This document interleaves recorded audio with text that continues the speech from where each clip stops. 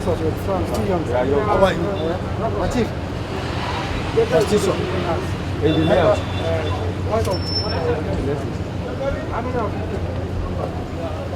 It will take care.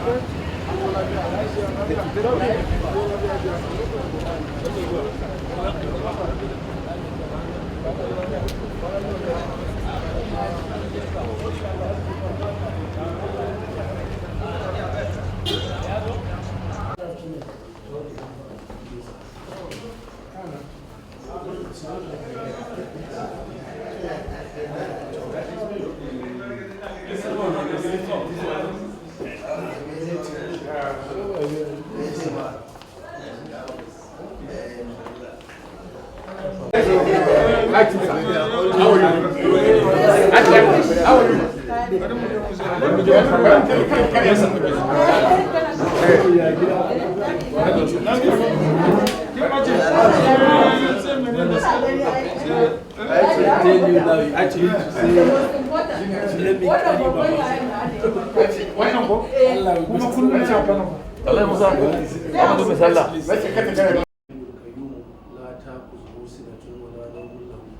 Along the line in some states, we met some of our ardent support groups that were there handy to receive us. And all this thing played out as we wanted. The third thing was the findings. We found out a lot of things were, we discovered so many things during the trip. And one of them, just about a week ago, from our monitoring, we discovered that His Excellency has received over 120 attacks in 1 week. And going through that, interrogating that, we discovered that 59% was in your favor and 41% against us. So these were some of the things that came after the trip. Another findings was that we visited geopolitical zones, and the agitations and issues around these geopolitical zones differs. For instance, Southeast. It is no more stories, sir, that the issue of Southeast presidency is very strong. One of the findings we met there. And of course, we have some challenges during this trip. And what are the challenges? There was a time a governor told us that if we visit a certain part of the country, our heads will be cut off. It was a huge challenge. Second one was at that point, the high point of our trip, about the issue of time limits. Sir, while we were there, a lot of people sent messages that Your Excellency was angry. A lot of people started sending all sort of information to us that was enough to demoralize us. But something stood out, the leadership. It was able to take us to war and win that war. Courageous enough. Even when some people felt that we cannot move forward, he said, no, if it's just one or two of you that will go with me, let's go. This I have started and we must finish it. Your Excellency, I see quite a number of traits that join you and Chief Dokpesi together. And for some of us, we're just getting close to know him. And in the last 3 months, I've been able to find out that there are so many things common to that both of you have. One is the capacity to lead and ability to deliver leadership. Number two, which is a very, very strong point, is about the passion both of you have for this country. It's monumental. Number three, SSC will not like this. Both of you like women. In the sense that, yes, I'm not saying liking in that, liking the fact that when you identify women, they have something to offer. You have soft spots for them, and you always put them at the forefront. It's a common trait between the two of you. Your Excellency,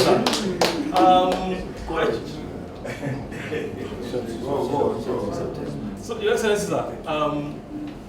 the last one is the goal-getter spirit, the generosity of the spirit that both of you have, the milk of kindness that flows in both of you. I'm ready to tell anybody who cares to listen that this combination at what level of government or responsibility or corporate service will be too dangerous for those out there who do not want the goodness of this country. I am very bold to say that anyway. So having said that, sir, for instance, in Southwest, we met people that already had their mind set on what they wanted, just like we met in the South-South and in the Southeast. I wasn't part of the Northeast, but I was part of the North Central.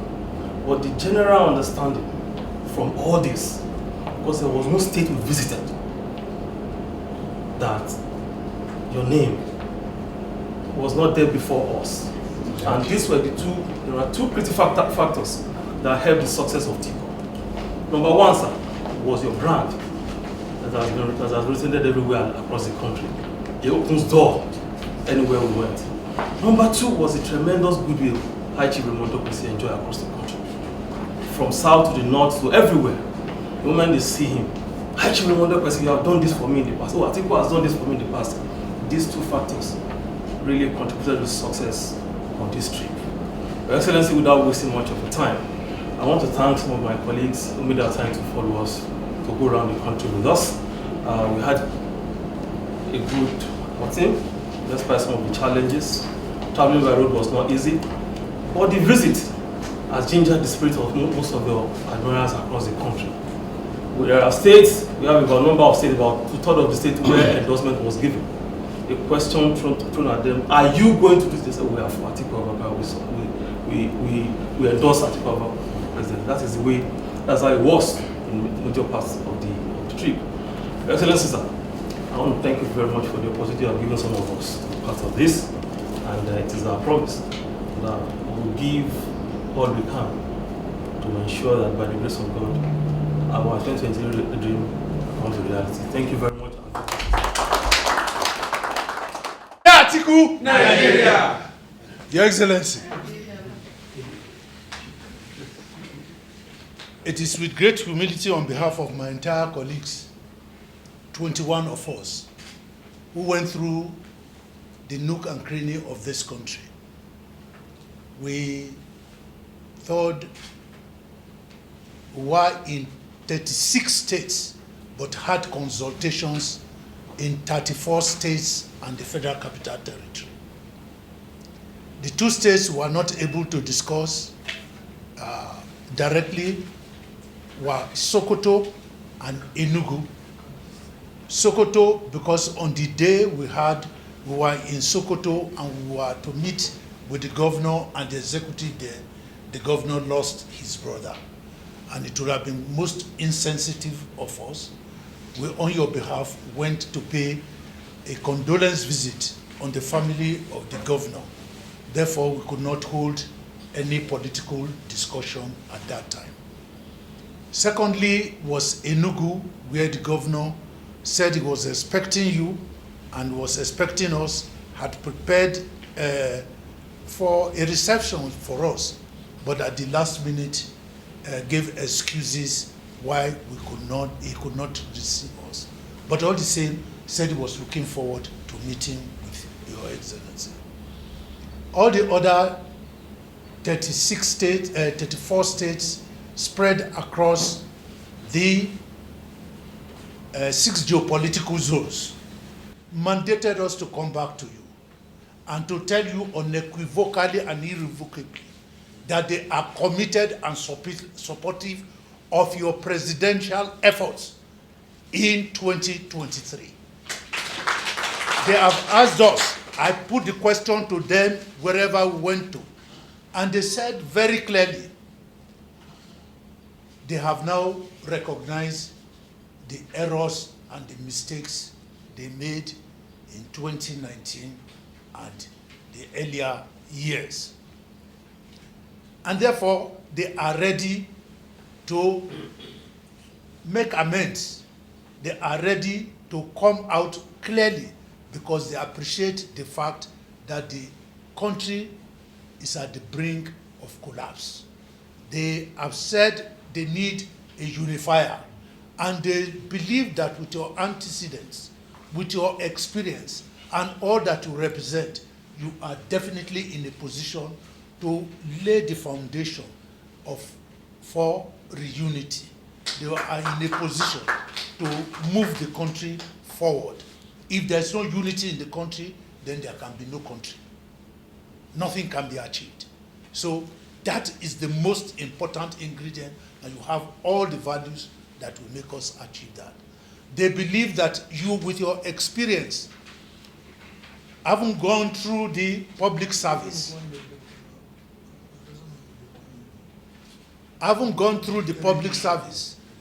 and as well as your stint in the presidency for 8 years as Vice President of the Federal Republic of Nigeria, you have established tentacles across.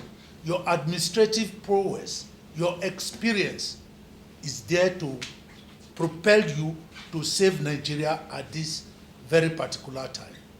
They have also said that with your presence in the private sector, industry, in the public sector, management of industries as Vice President, economic framework of this country, you are aptly and competently capable of pulling us out of the brink that we are. The world has either rightly or wrongly, but I told them that very rightly, Nigeria has become the capital of poverty, and that you are the only one who can provide both international and national measures and resources to really get us out of the situation. They have also admitted, and they said, I should reaffirm to you, that they are registering in their numbers. They are doing everything possible that in those states, especially in the Northeast, where they were not given the opportunity to sign, to vote, where results were written directly, that they are ready to put their lives on the line to make sure that such occurrences do not happen anymore. Your Excellency, the tour has been not without any challenges. Our opponents woke up overnight and they were talking about age, they were talking about the zoning to some of the geopolitical zones, especially the PDP governors that went in alliance with APC governors and said that now they all agree that the presidency should come to the south. So we met hostilities in the southern part. The northern part of Nigeria, 100%, all the 19 states said, say Atiku. All the 19 states said, without Atiku, if Atiku is not on the ballot, Atiku is not running, we will not vote. Nigeria should be forgotten totally. In the southern parts of the country, after we have engaged in very robust argument, there was no executive, no state working committee, no elders. Some of them that have held very eminent positions in Nigeria, all of them decided and concluded that we should come back to you, Your Excellency, to run for the presidency of the Federal Republic of Nigeria. Your Excellency, we have here 6 copies of the executive summary of the report. We have here the state-to-state evaluation and report of whom we visited, how we visited, what they said, and what they did not say. And it is our honor and privilege, and on behalf of all my colleagues, to hand over this to Your Excellency. Thank you very much.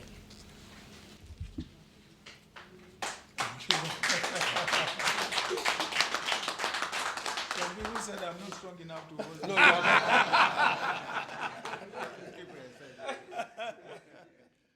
embarked, or I had started my consultative tours, beginning with the states with PDP governors. I was in Rivers, I was in Akwa Ibom, I was in Delta and Edo and Oyo before I departed. And in all these states, I had only consulted with the governors individually, and at the same time also addressed stakeholders. And so when I was about to travel, I said, my friend, my brother, I'm going to travel. So will you be kind enough to continue with this consultative tour so that even in my absence, and he gladly accepted. And let me tell you that I never gave him one single kobo. He never took one single kobo or one single penny from me to complete the rest of the assignment.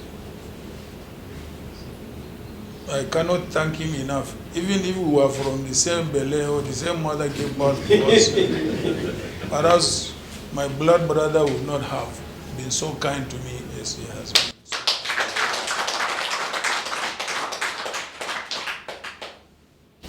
Having said that,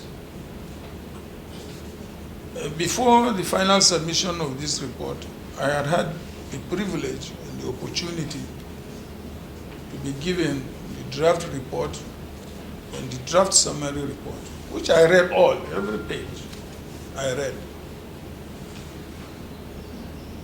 And I want to say that a thorough job has been done. So I want to thank each and every member of this team for undertaking such an assignment. It is nationalistic, it is patriotic, because I did not see any element of selfishness there.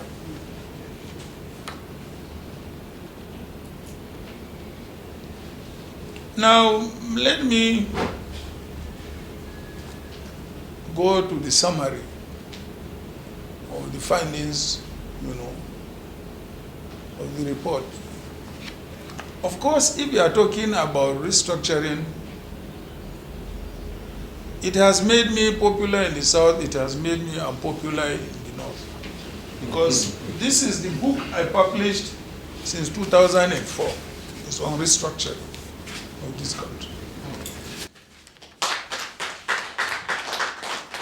And I remember when I went to deliver a lecture at Sheraton Hotel in 2004 or so, I came back, my boss queried me, he said, why did you talk about, in fact it was on the decentralization of the police. So why did you talk? I said, I didn't talk on behalf of this government, I spoke on behalf of myself.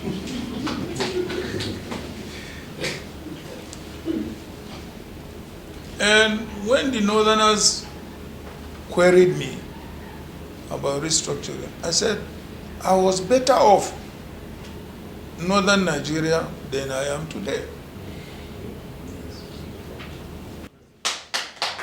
Because there is no road or secondary school or hospital today in the northern states that was not built by Northern Nigerian government.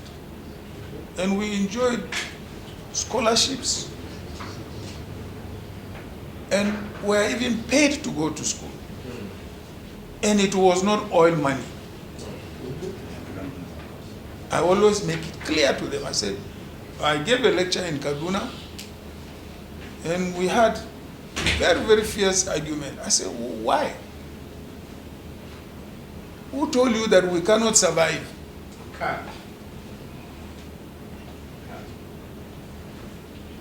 So, but now there is a general and gradual acceptance. Look, this thing called restructuring, I think is going to be good for us because it will give us more autonomy, it will give us more resources, we will not depend too much on the federal government, we will have our own ability to run our own affairs, we will may have, with our own police and so on and so forth.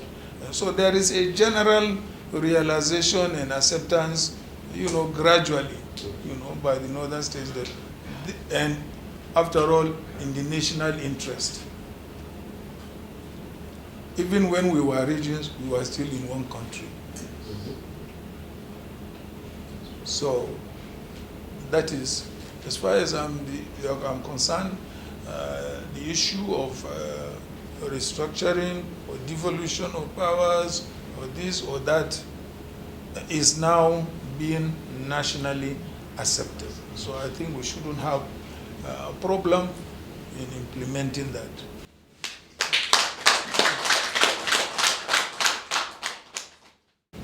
Here we are with 200 million people, we have less than 200,000 policemen on the street. Tell me how you can secure the country.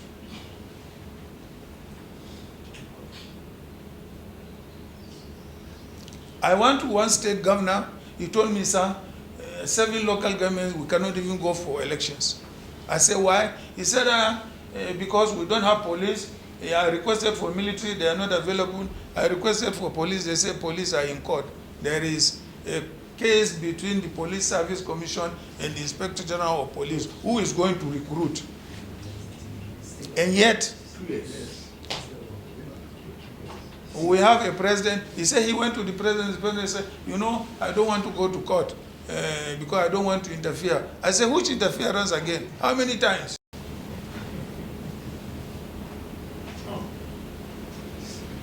For what?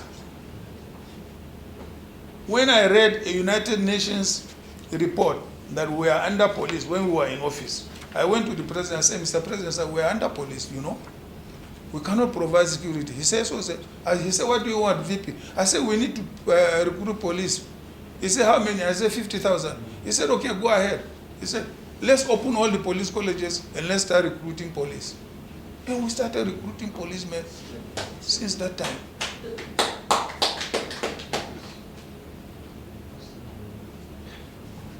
I was reading police report every day they bring it to me. I will read it. In the morning, I will call the Inspector General of Police. If there is a crime in this, I will tell him, why should there be a crime here? Why should there be a crime? If I hear any more crime here, we are in trouble. And when I call a particular Inspector General 3 times and queried him about crime, the next thing I went to the president, I said, this man should not be our Inspector General of Police. He said, why? I said, these are the reasons. He said, fire him. I fired the Inspector General of Police.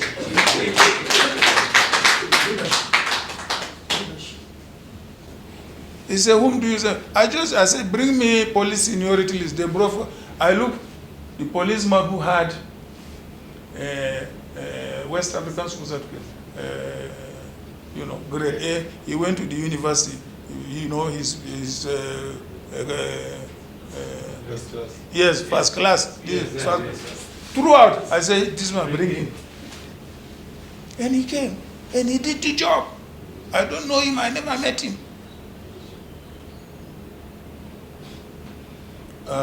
There is a lot for us to do in this country.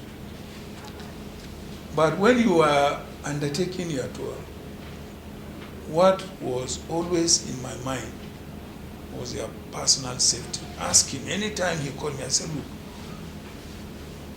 Ezemu, this time you are traveling on road and the roads are bad and there is insecurity every part of this country.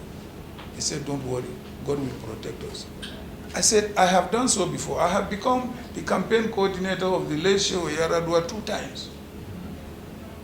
All the 770 local governments, we traveled by road. And it was safe. No problem at all. Any time of the day, any time of the night. And we covered it. But it's no longer the case. I was always telling him, it's no longer the case. Please be careful, you are traveling with other people, and their security is uttermost. But he was always assuring me and reassuring me everything will be okay. And we thank God Almighty for having seen you successfully, completed this tour.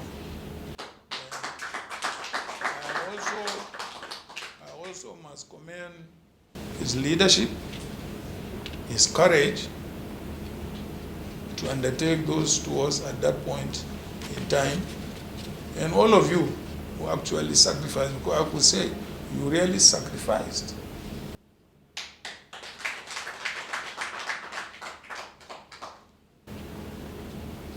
Of course, there is a roadmap, in the report submitted, and I hope we will meet as soon as possible to try and see how we can implement the roadmap that has been recommended, in the report. But then, how far can we go? Up till now, the Electoral Act is not signed. Our party has not met to decide which mode of primaries are we going to have. Is it direct, is it indirect, or is it consensus? We don't know. So how far can we go on that? And then, of course, thirdly, INEC has not released its own guidelines. I have contacted INEC, they say, look, our guidelines are ready. The day the president signs this electoral, we will release our own guidelines. I think these are the most important topics I have noted in the addresses, and also the summary of the report. Of course, there are some things that cannot wait. For instance, like we are trying to regroup, our policy team to start looking at our policy document. Of course, with the new challenges, these challenges we are having today, we didn't have them in 2019. And so we are assembling, our policy team to start looking at them, and then also trying to bring in new people on board so that we can update, our policy document. It now comes to the main question. Main question now: is he going to run or he's not going to run? You are going to run. You are going to run.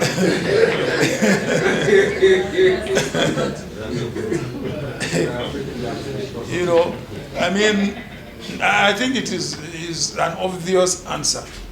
But then, of course, since they said there is going to be a declaration and so on and so forth, then we wait for the declaration.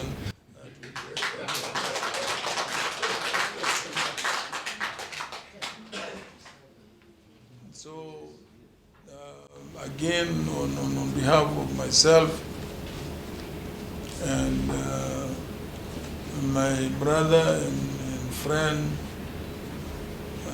Dr. Dokpesi, I want to sincerely thank all of you, each and every one of you, Thank you, for your courage, for your loyalty, for your support, to have undergone this very tortuous consultative tours, bearing in mind the current challenges as far as infrastructure is concerned, as far as security is concerned. I doff my hat for you.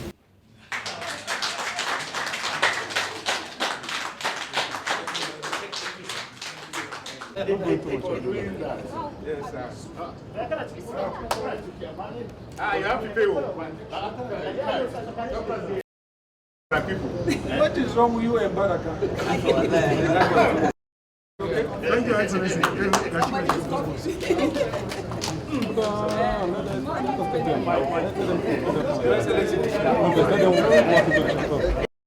Every responsible party, reasonable party, will build on the foundation that has been laid. there is no gainsaying that Waziri Atiku Abubakar having scored over 12 million votes during the last election should have the first right of refusal, because we'll be building on a proven foundation on which to be able to grow on. And I believe that the leaders of the People's Democratic Party, when other politics are put aside, will arrive at that same conclusion when the time comes. Obviously, when we went around the 34 states and the Federal Capital Territory, the 2 other states, we were in the states physically, but we couldn't have consultations. There is no state which did not state unequivocally that they want Waziri Atiku Abubakar to run. And I'm talking about not only support groups and so on, I'm talking about the executive of the parties in this state, I'm talking about the stakeholders, I'm talking about the elders, and I'm talking about the movers and shakers of each of these states who said unanimously that it should come, undividedly agreed that Waziri Atiku Abubakar, in their opinion, is the solution to Nigeria's problems. Are we going to be expecting him to make the big announcement very soon, sir? I think you saw what happened at the presentation. He will definitely run. I can tell you unequivocally, whatever is the situation, Waziri Atiku Abubakar will run for President of the Federal Republic of Nigeria come 2023. Thank you. Thanks for checking out SYMFONI on YouTube. Please be sure to subscribe and like our videos for updates.